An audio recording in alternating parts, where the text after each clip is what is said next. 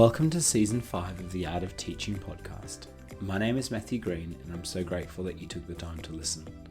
When I started this podcast at the beginning of 2021, I had no idea that the episodes and discussions would resonate with so many educators across the globe. So thank you to all those that have downloaded, listened to, shared and reviewed the podcast. It means the world to know that there are teachers out there that are benefiting from these discussions.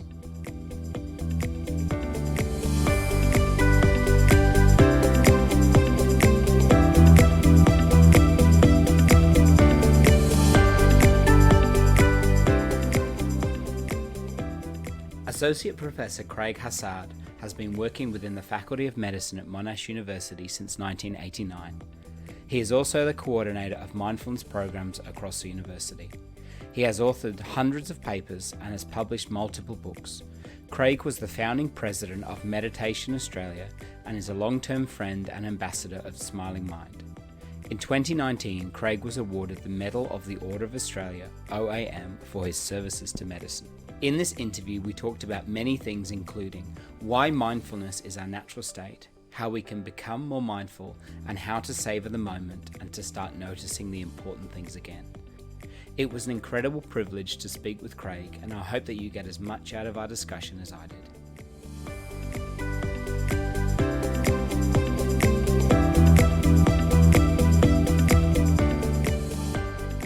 Dr. Craig Hassed, welcome to the podcast. Thank you so much for taking the time to talk to me. I really appreciate it.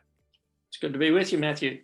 I've been a huge fan of your work for a really long time, so I can't wait to dig into some of your incredible research. But before we get started, probably the most important question, what is your coffee order? I've never had a coffee in my whole lifetime. That is amazing. I find that hard to believe. Someone in academia who does not do you drink tea? I enjoy tea, yes. And that's no particular anti-caffeine sort of thing. I just, as a child, never liked the smell of coffee and also never liked the smell of cigarettes. So they're two things I decided that I never particularly wanted to try. And so far, so good. So mind you, that to see people come onto the campus in the morning and the reverence and devotion, perhaps even, the sense of urgency with which they cling to their coffee cups and have those, I can see how devoted a lot of people are to their coffee, but I'm not one of them.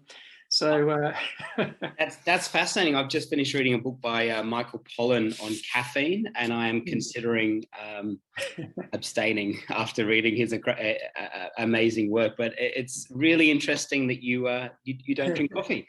Is there an item that is still on your bucket list that you are yet to tick off? Look, I've never really formed a great big bucket list. I suppose doing I don't know whether it'll be doing a long sort of retreat in silence. I've done a few retreats, but maybe something more prolonged, who knows? I enjoy travel and a lot of beautiful places in the world, but I don't have a list of things that I want to go out to. I think probably my bucket list is to go very deeply within. I think that'd be nice, but the life is pretty active with work and everything else. So that sort of luxury of the time to really travel inward, spend more time with that, something I look forward to. And finally, is there a book that you have read which is outside of your academic work that has made you kind of pause and reconsider things? Look, I'm very philosophically inclined, and I think that my bread and butter, as far as things I enjoy reading, are from the world's great wisdom traditions. So anything Platonic, I love. The original, not what people write about Plato, but the original, or the classic Eastern texts from the Vedic tradition, the Buddhist, the Sufi tradition. So look, I suppose I gobble up things from the world's great wisdom traditions. That's my bread and butter for food for my mind. Interesting, very interesting. It seems that there's a lot of common threads in those ancient texts that you draw into your academic work, and I'm sure we will get to unpack some of that as our conversation progresses. But I'm just really interested, Craig, what was your upbringing like? And give us a bit of a snapshot of how you ended up here in the work that you're doing at the moment. Well, there was nothing particularly from my upbringing that sort of pointed me in this direction. My parents weren't medical at all. They weren't psychologists. They're not in the health setting at all. My father was quite artistic, and my mother, in those days, secretarial work was a common kind of thing for women to do when they had fewer of the opportunities have now. But my parents just always encouraged us to follow what we're really interested in and passionate about. Don't just do a job because of money or something else. It's do what you really want to do in your life. And so I was always interested in the mind, and not that I read about it, but just more, I suppose, studying people in the sense of being interested in watching people and learning from people and watching people's examples and drawing qualities from people that were really, interesting or admirable. So it was more sort of, I was interested in the mind and also understanding my own mind. Like, why do I feel tense or anxious? Why do I, feel, and to understand myself better. And so that was in my teenage years, I guess. And so I chose medicine, not because I was interested in the body, but I thought I'll do medicine and then go on and do psychiatry because I thought that was meant to be about the mind. But medicine was the last thing I wanted to do, but I thought, I'll do it and do psychiatry. But too much in my teaching of psychiatry when I was in the medical course was not about the mind, it was about drugs. So I decided not to do psychiatry, but maintain my interest in the mind. And again, in my teenage years, in dealing with stresses and worries and so on, I guess I stumbled on a lot of the elements of what I would now call mindfulness, but I sort of intuitively important staying present, paying attention to what you can control in the moment rather than worrying about the future and what you can't control, and not diving into the past. And for some reason, I practiced meditation. I thought, when I was very disillusioned as a medical student in second year, for some reason I thought, look, meditation. I didn't read any books on it or do any courses. I just sort of sat down and intuitively practiced what I thought it might be. And I guess I'd practiced a very deep form of what I would now call an open monitoring form of meditation, of just simply sitting in awareness. Yeah. And it really had a transformative effect. And that very much set the goal for my life. That experience as a disillusioned teenage medical student, that was a very formative experience. I got out of the chair after practicing that, and pretty much that subtly set the path for my life. So I guess it was very much an intuitively sort of driven process for me.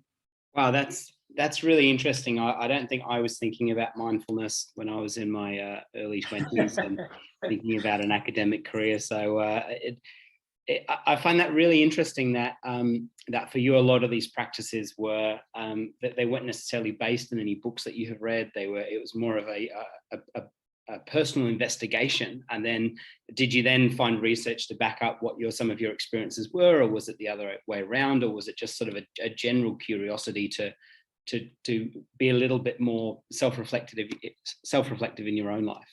Yeah, well, I mean, in the 70s, there wasn't really much research to look around, and I wasn't interested in that. But in my sort of early mid-20s, when I first, really started to expand the interest in what the world's wisdom traditions had to say about things, and when I picked up, some of these classic texts that are, thousands of years old, and read what they were talking about, it was like based on my direct experience.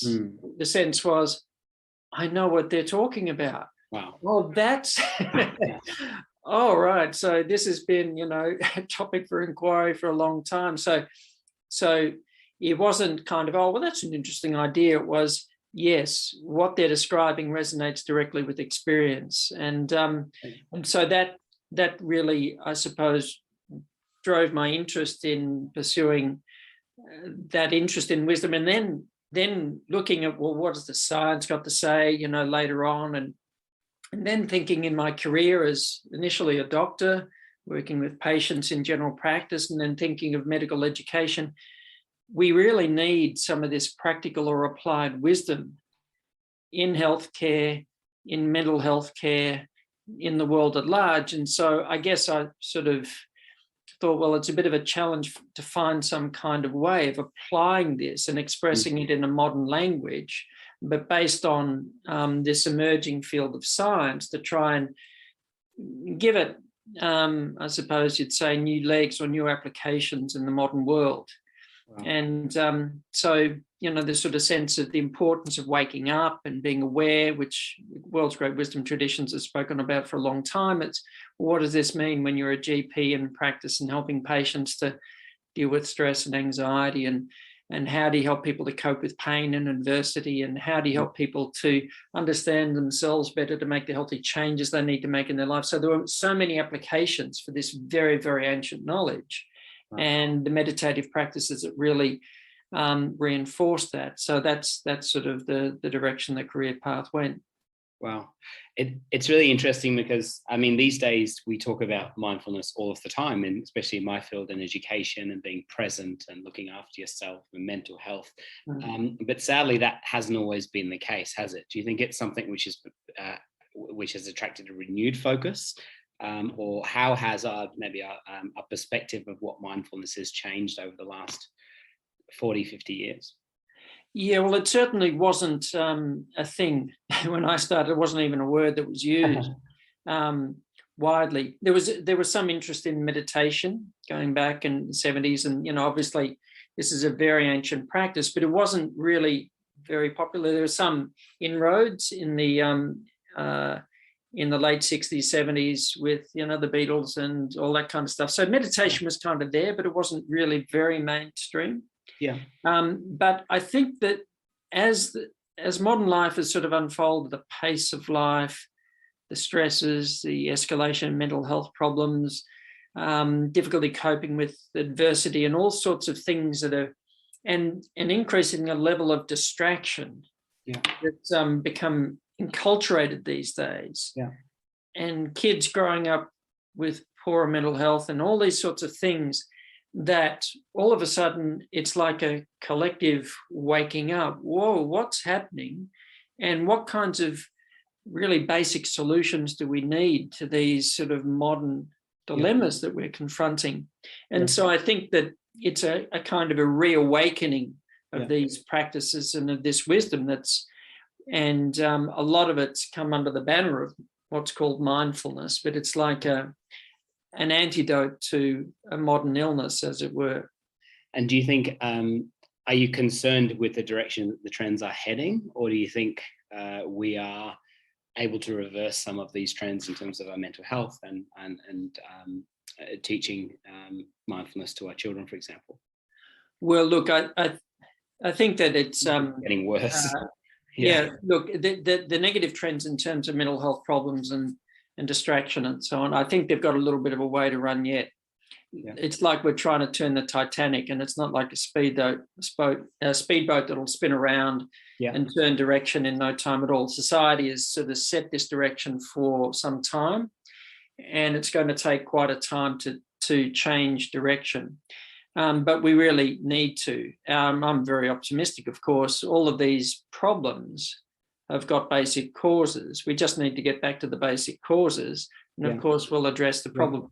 Better than treating it is to prevent it. And that's why education and working with kids is so, so important, because, we don't want another generation who are getting into a whole lot of strife. And this is not in no way sort of speaking against treatments, get the best treatments, but we've got to get back to the basic causes. And that's not going to be in the long term a pharmaceutical solution. It's getting back to the basic underlying causes, but far better is to prevent the problem in the first place by not getting into some really unhelpful habits Yeah.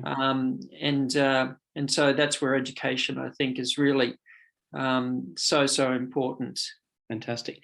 Craig, I'm interested, is there an area in your own life that you're currently trying to pay more attention to? Like, do you struggle with attention and all of these things just like us other mere mortals, or is it a daily struggle for you, or what's an area that you're trying to be a bit more present in? I had a moment of inattention last in 1997, I think, just for a moment or two. No, we're all a work in progress as far as this is concerned. Yeah. And I think one of the things about, developing mindfulness in one's life, that people often interpret progress as actually not being able to do it. In the sense that when people start practicing mindfulness and realizing how distractible the mind is, then they think, oh, I can't do it, I'm no good at it, and so on. When it's actually being aware of it is actually progress. Yeah. And so I guess, having some experience in this area, I am aware of distractibility of the mind, but it's easier to notice and it's easier to bring the attention back on track. Yeah. And it's easier not to take the phantoms of our imagination as real. It's like just to see imagination for what it is. It's easier to ground oneself back in the present moment. But this is very much a work in progress, like we're all a work in progress. And so, I practice this stuff every day. The formal meditation practice twice a day, practice being mindful in day-to-day life. You've got a whole lot of stuff that appears on your plate, work-wise or outside of that. Just try and take it one step, one job, one moment at a time. Just pace yourself. Don't flash forward into the future. Just come back to the present. So this is stuff I try to live by. And if I was perfect at it, I probably would be sitting in a cave right now, not talking to you. But I'm still very much working on it, like you probably are as well, Matthew.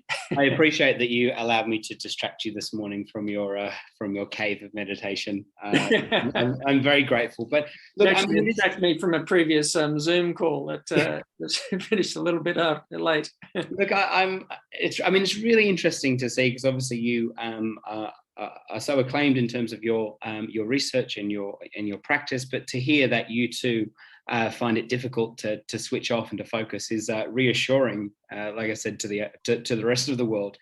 Well, I think it gets easier in the sense that when we're new to it, we tend to notice the distractibility and then add criticism and judgment and negative self-talk to it.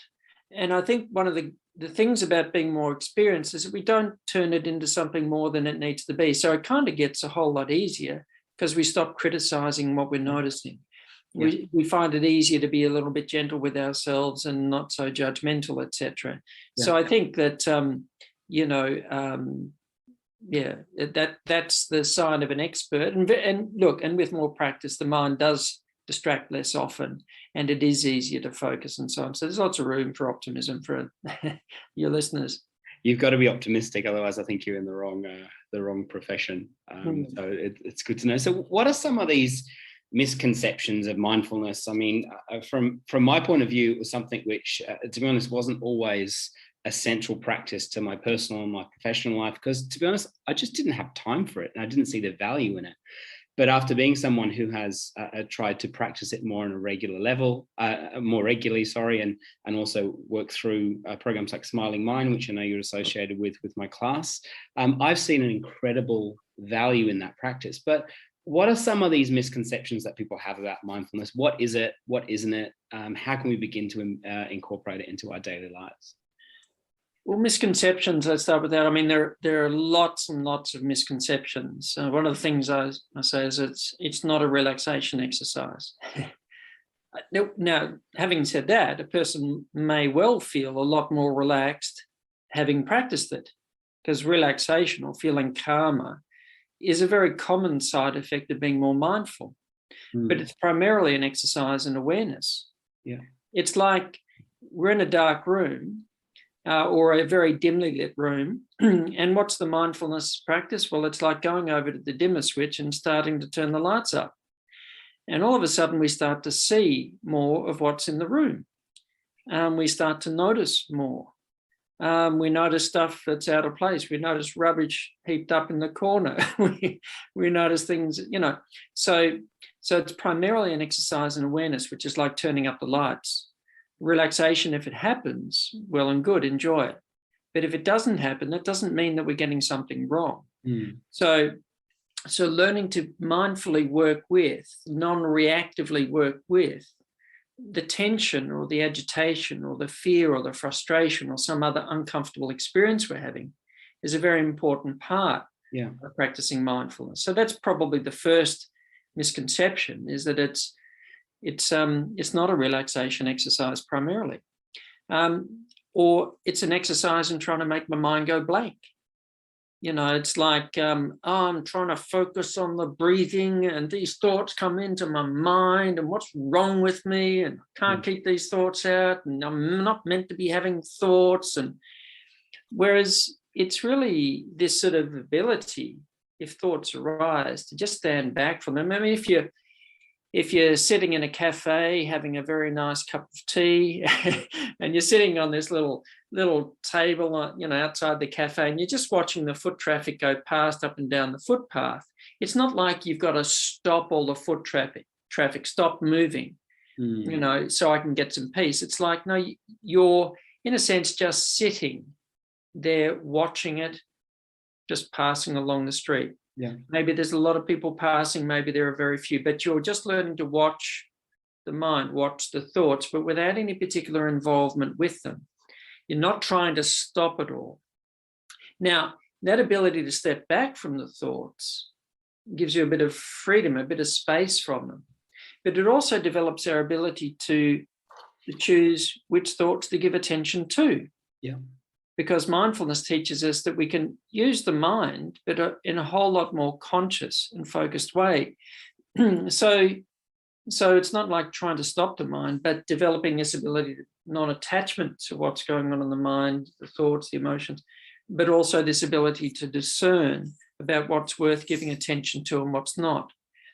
So there are various other misconceptions, I suppose, but they're actually very common. And so many people feel like, I'm getting mindfulness wrong because I can't relax or I can't stop my mind from thinking and so on, where it's a misunderstanding of mindfulness.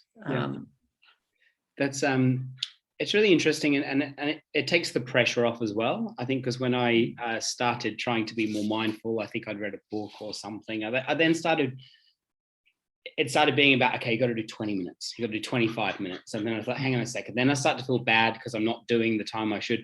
And then I just said each day, and I try and do it each day, I'm just going to have 5 minutes of just trying to be mindful and to take off that pressure of striving and trying to be more aware. It's actually, for me, I've noticed that it's actually about quality, not quantity of time, and just taking the time to have something regularly each day or as much as I can.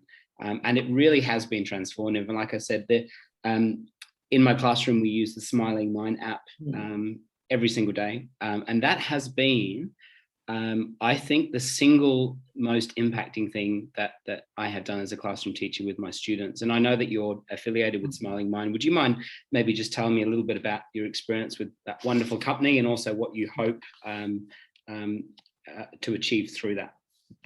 Yes, well, I'm an ambassador for Smiling Mind, and I think they do some wonderful work. In the early days, before Smiling Mind was a thing, had some conversations with, James and Jane, the people who instigated it, and fantastic work that they did. They got a great team on board, developed some fantastic, and the very philanthropic motivation that they had, that this is going to be free and to support the well-being, mainly of children, but of anybody in the community. So they've done a fantastic job. And then, of course, it's grown enormously since then, and is one of the very, very top mindfulness apps in the world for any application. So they've done a fantastic job. So I'm an ambassador for them, and very much encourage people to use this very high quality material and content that they have there. And I'll make sure I put a link, obviously, to all of that in the show notes. People can check it out, because it really has been transformative. Yeah, and it's a great resource. You know, the thing with using those kinds of resources as well is if you have a teacher who has some actual understanding, some experience of it, and then is using it with a level of motivation, level of understanding, then it really helps the kids to connect with it. If you've just got a disinterested, distracted, unmotivated teacher, I got to do a bit of a mindfulness thing. All right, sit down, kids, just presses play on an app while they're scrolling their phone or something else. It's like, whoa, what you're teaching is distraction. What you're teaching is inattention. No. And I think that's why sometimes things like that don't connect, you know, is because they're not being well integrated in the classroom. One of the other misconceptions about mindfulness as well is that it's just meditation. You know, it's just that 20 minutes or 5 minutes or however long you're sitting in a chair, but it's very much a way of life. So the aim of the meditation practice is to live mindfully.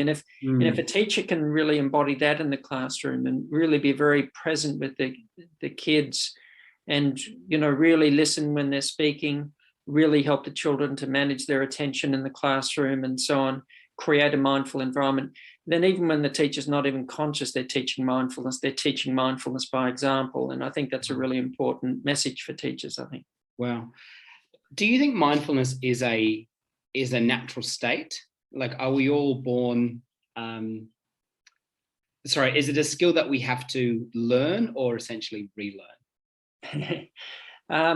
Well, look into the eyes of a child of 6 months or 1 year old. You tell me, Matthew, are they in the present moment? Well, or are they sitting there worrying about how much superannuation they're going to have by the time they turn 70? Or well, I'm just thinking about my own children. I have a 2-year-old and a 4-year-old, and they are when they are playing, they are absolutely in the present moment. And I was actually spending some time with them yesterday, just running around our apartment and going crazy in a confined space.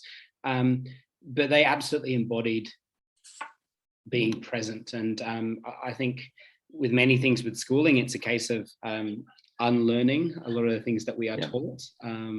Yes. So I very much am of the view that being mindful is natural. It is the natural state. And for a young child, totally in the present moment, like the attention's on high beam. But the capacity to control the attention, to direct it and sustain it, those things develop with maturity, you know, into adolescence, adulthood, and so on. So that's a very high level executive function to manage our attention effectively. But basically, the attention's all there in the moment, not worrying about the future, not dredging up the past. What happens from a relatively early age, and there are two main things I think that happen, is we start to think and worry our way out of the present moment. You know, we weren't born worrying about the future. That's a habit we get into, and mostly because it's being modeled by adults. So adults teach kids like how to worry and negative self-talk and so on. And it's, mind you, this is a kind of an enculturated thing, you know, generation after generation. It's not about blame. It's just like, this is the world we're living in, and we're bombarded by stuff in media and all of this sort of stuff that we get caught up into, this sort of internal rumination and distraction. But also we've got to add to it these days is the distraction of technology. That is a new thing in the last 20, 30 years or so, of increasingly with, you know, phones and smartphones and everything else, there's this other kind of distraction, which is quite addictive as well, that the kids are particularly subject to. And so learning mindfulness as an older child or as an adult is not learning some new skill. It's redeveloping a capacity that's being undermined by the kind of world that we live in, by the kind of distractions that we have. And so that's where teaching it. So it's distraction, if you like, worry, rumination, those things become second nature, as in habitual. The rediscovery of mindfulness is coming back to our real nature. And so it's not discovering something that's foreign to us or something that's novel to us. It's actually like coming back to something that's actually innate, but has been totally covered and from an early age. Wow. It is really interesting to see, like I said, with my own children and also the students I have the privilege of teaching, is that they are absolutely present. And I think I was thinking about my daughter the other day. She was dressing up as Elsa, and nobody could have told her that she wasn't Elsa. She completely embodied that persona, went to the shops, was doing all of the stuff that Elsa does. And it was a really wonderful reminder, I think, that that kids don't need to be taught how to do that. And sadly, that is lost as we progress to adulthood, which I think is really sad. But it's good to know that we can get back to some of those foundational things, and mindfulness is a natural state, like you were saying. That you see, and that's right. And if we can be in the moment as teachers, as parents, as mentors for kids, if we can be in the present moment ourselves, then we're with the child, and we're teaching mindfulness to the child. One lady, I often give this sort of examples that come up in courses that run, and one lady learning mindfulness itself to cope with, stress and pressure in her life, but she described these examples from her day-to-day life, like she's trying to get the kids into the car, and got to go somewhere, and she's got the child by the hand trying to get to the car, and all of a sudden she notices some resistance. There's child's pulling in another direction. And come on, we've got to get going. And all of a sudden she had a mindful moment. Whoa, stop a moment. And she turned around, she just turned her attention to a child, and a child was transfixed by these beautiful red flowers in the garden, on the driveway on the way to the car.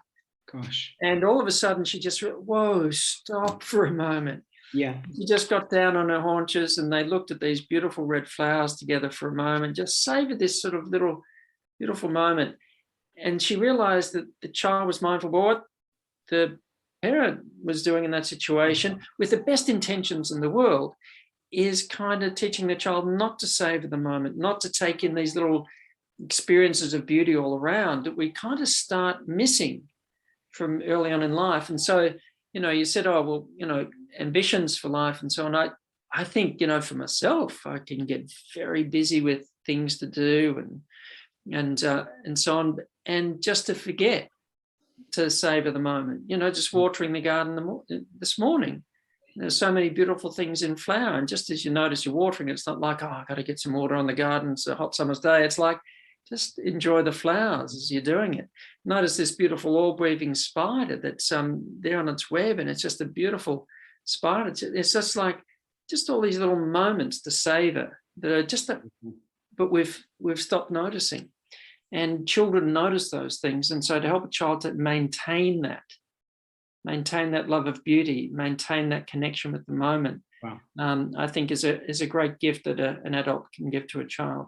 Wow, I'm definitely trying to do that a lot more as a parent and also as an educator, just to take the time to say, okay, what do I need to be here in terms of my own children? Do I need to be an authority figure and get them to bed, or do I just need to be a dad and give them a hug? And I think I've noticed that, during when it's bedtime and I'm rushed and I know I've got a pile of marking I need to do the moment they're in bed, and when I'm trying to multitask, that's when I get short. And I had this moment last night with my kids, and it's like, I think I just need to be a dad. I just need to climb into bed with them, give them a hug, sing a song to them, talk to them about their day.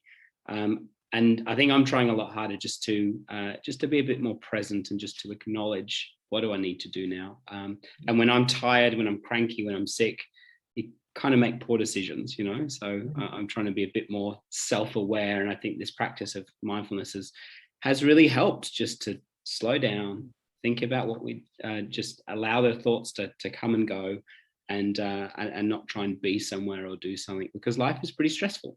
Yeah. And I think, that sort of lovely example you give of just being with the kids, and in this moment, that's what life's presenting, you respond to that. But when you then leave the room and then you go to the marking, what you're going to the marking with is a calmer, more attentive state of mind. Yeah. Rather than quickly trying to get this happening and that happening. And then you get to the marking and the mind's distracted and angry and irritated. Yeah. Whereas if you go to the marking with a calmer, clearer state of mind, things flow a whole lot easier. And I think that that's part of what it means to live mindfully. And this sort of thing that seems, but if that in that moment, that's what it means to be present, not to be distracted by the next thing I've got to do.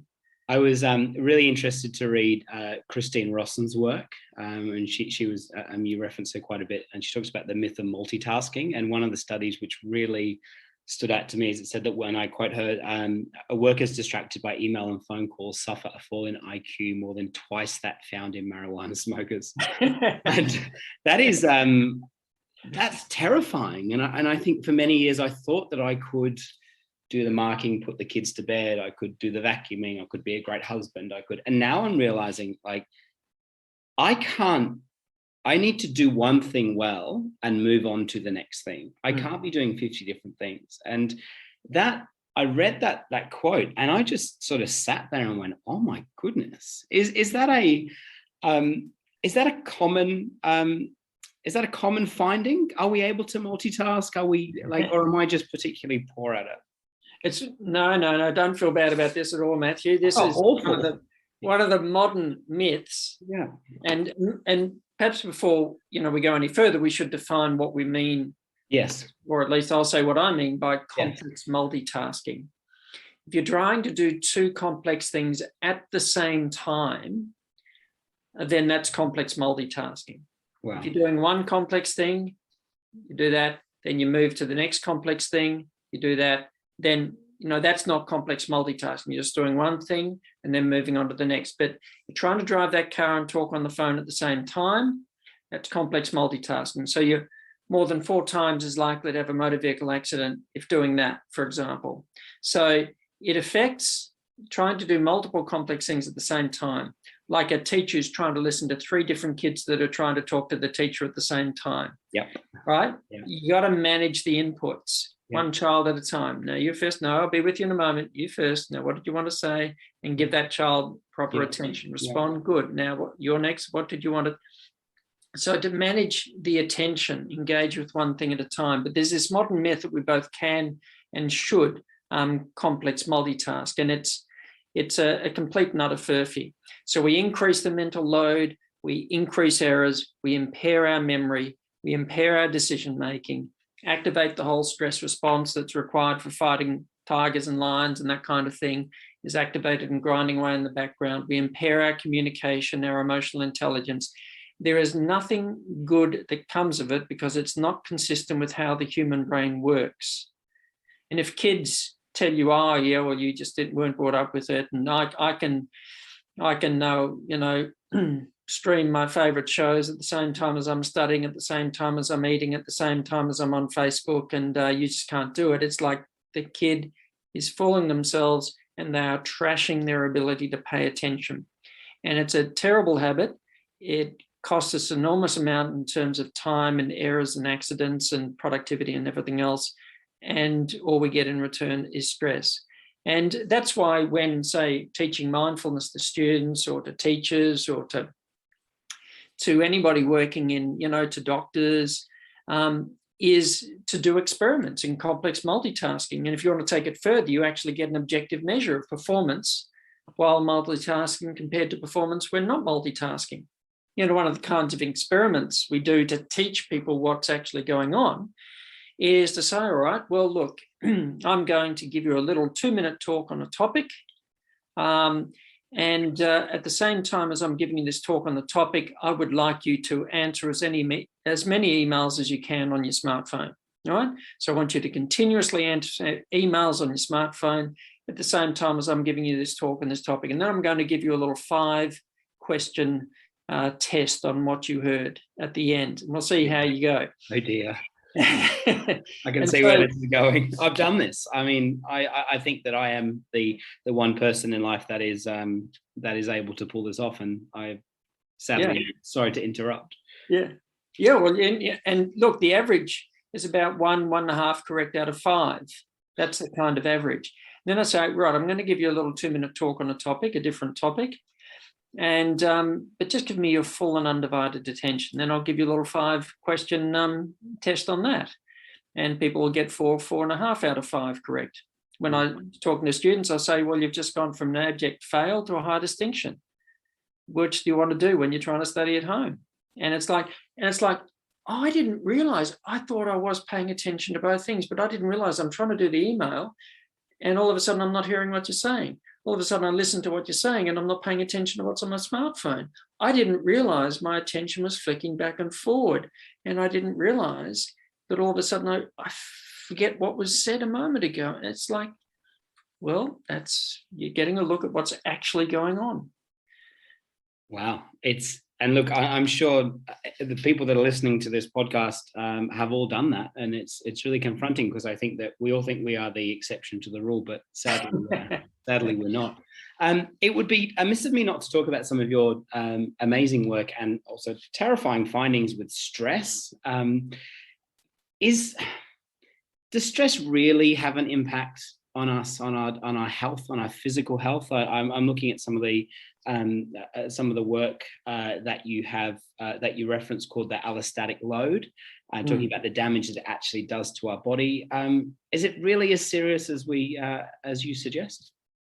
Look, if you said if you flog your car and you really hammer your car and the way you're driving it really hard all the time, is that going to make the parts wear out faster? Is that going to put your repair bills up? Is that going to shorten the lifespan of the car? So yeah, it will. So, well, it's a little bit like that with the body. And now I don't want everybody to sort of get afraid of stress. It really depends on what we mean by stress. Yeah. Because being challenged, having a positive attitude to being challenged is actually quite good for us.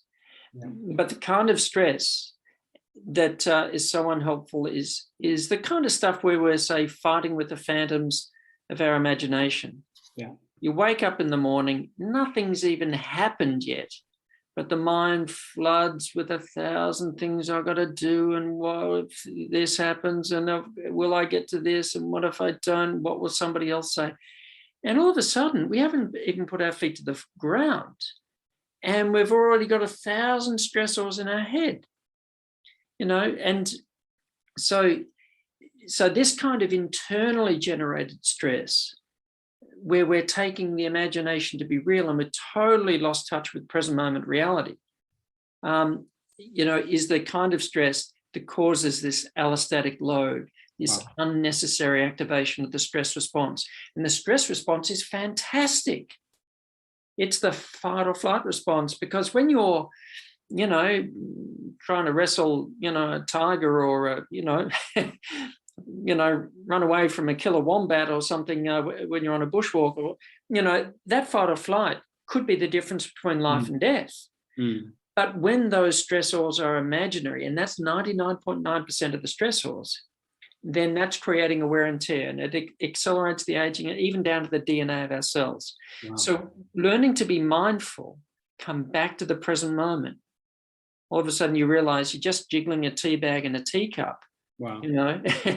You're not actually having this imaginary conversation with the person later on. You're actually just standing at your kitchen bench, jiggling a tea bag and a teacup. Wow. Just come back to the car you're driving. Just come back to the taste of the food that you're eating. Just come back to what the person's saying in the meeting when they're speaking.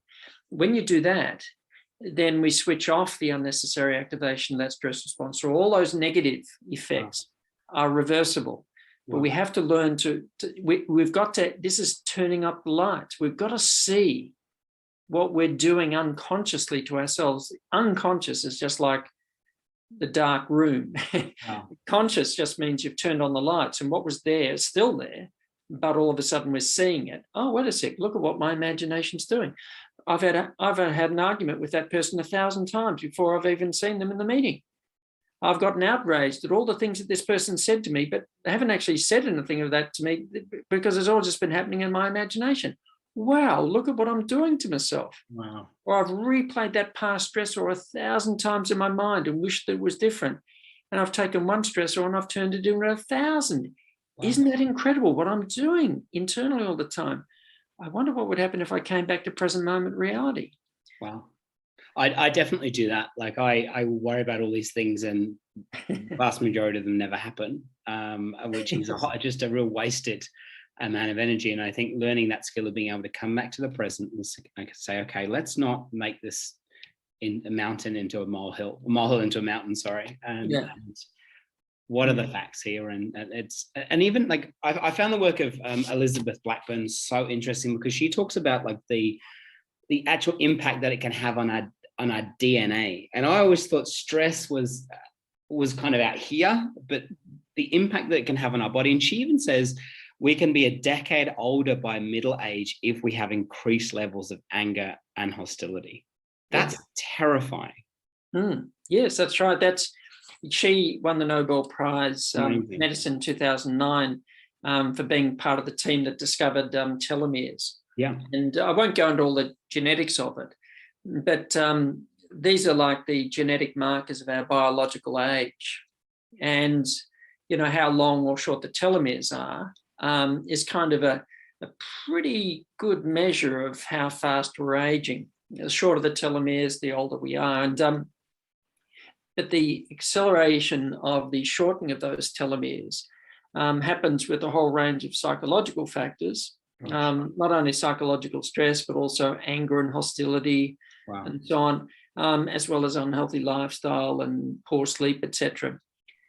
Put it the other way, though, everything we do to help to just reduce the unnecessary activation of that stress response, one job at a time, one moment at a time.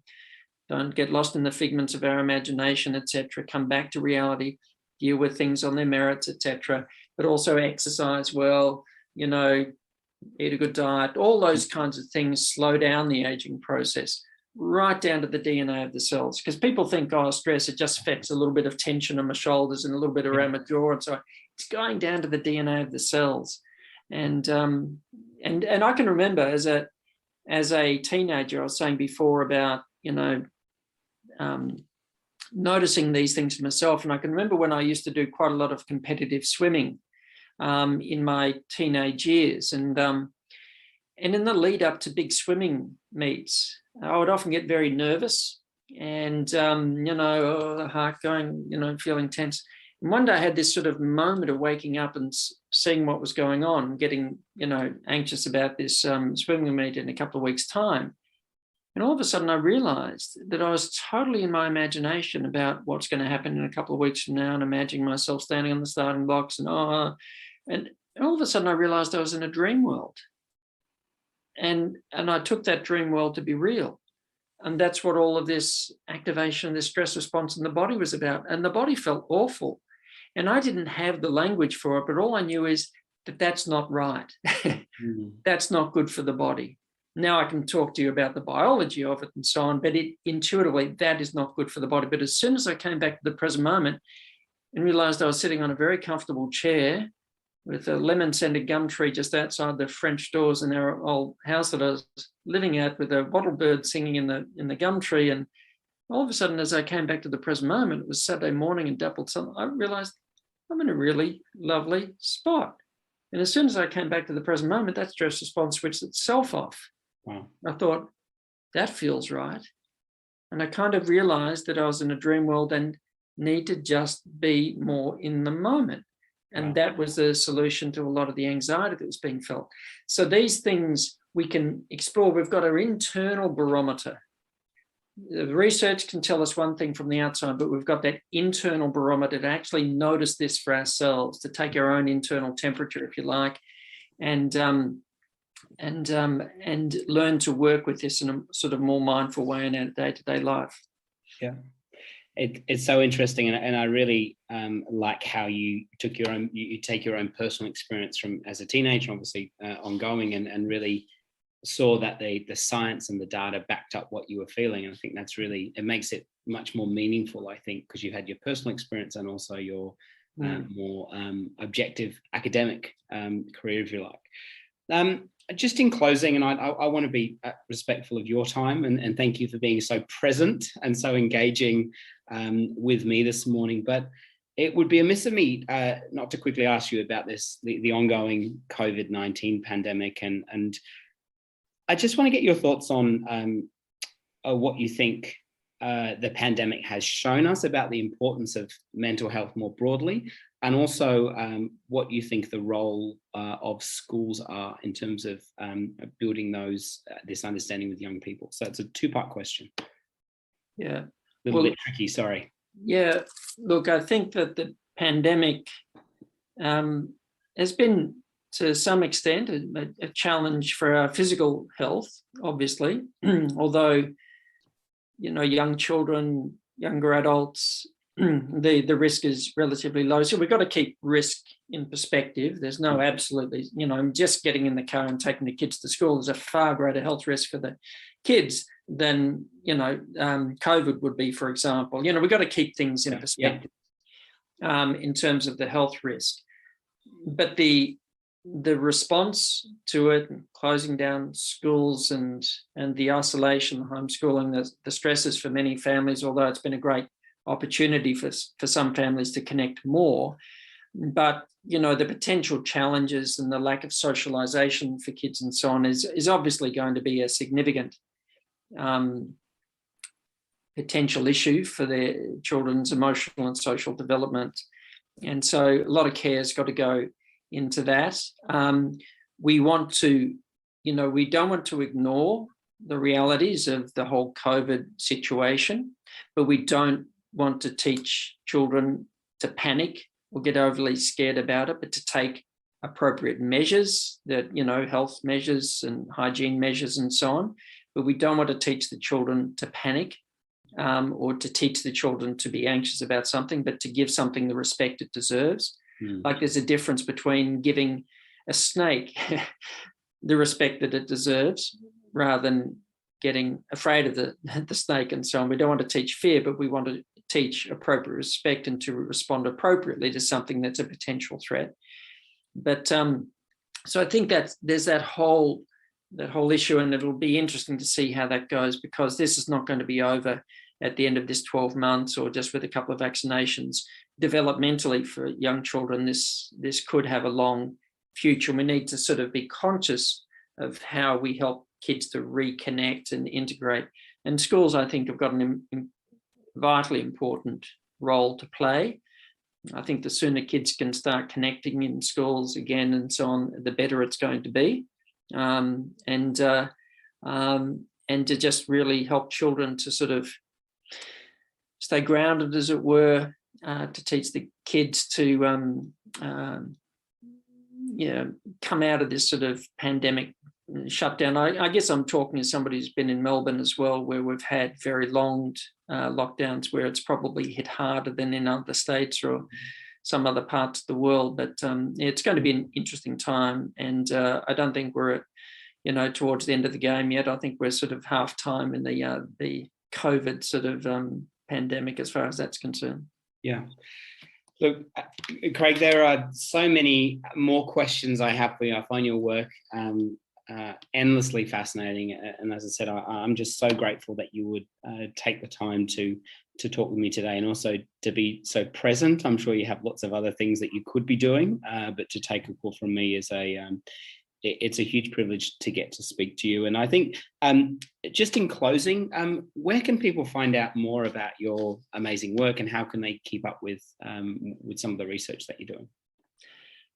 Well, obviously, some of the books I've written from educational point of view, Mindful Learning with Exile Publishing is good to have a look at, or the other books like Mindfulness for Life and so on. So that's all going to be useful.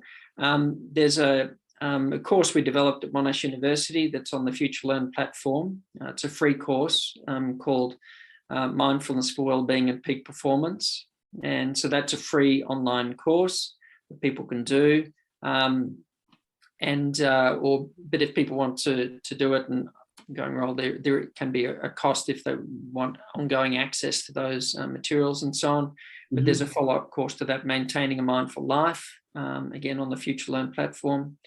And the other thing is to have a look at the Monash Centre for Consciousness and Contemplative Studies. And so I'm the Director of Education there, and we're doing lots of new educational interventions, and also lots of research there on all these sorts of related topics. So people might find that of interest as well. Fantastic. Well, Craig, I will get all of those links from you so I can make sure I'm sending people in the right direction. But as I said, thank you so much for taking the time to talk with me today. And we couldn't possibly cover the breadth of your work, but I think we got some of the essential components out. So thank you for the difference that you're making in this incredibly important space. And I look forward to seeing more of your research coming out in the future. Thanks, Matthew. It's been a pleasure talking to you. Thank you.